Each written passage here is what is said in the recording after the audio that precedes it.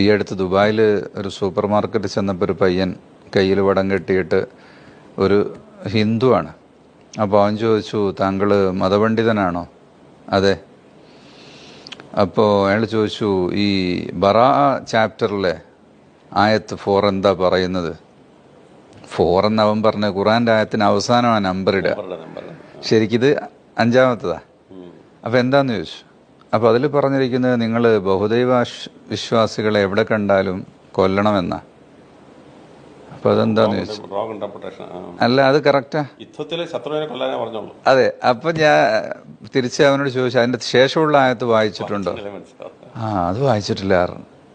അപ്പോൾ സാധനം വാങ്ങി വരുമ്പോഴേക്ക് അവനെ ഡൗൺലോഡ് ചെയ്ത് അത് വായിച്ചു.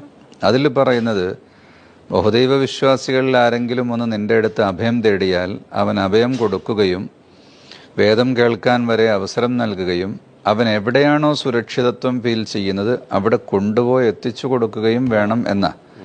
അപ്പോൾ അതിന് മുകളിൽ പറഞ്ഞത് എന്താണ്? അപ്പം ഞാൻ പറഞ്ഞു, ഇന്ത്യയും ചൈനയും തമ്മിലൊരു യുദ്ധം ഉണ്ടാകുമ്പോൾ കമാൻഡർ പറയാണ്, ദാ ചൈനക്കാരനെ എവിടെ കണ്ടാലും കാച്ചിക്കോളണേ.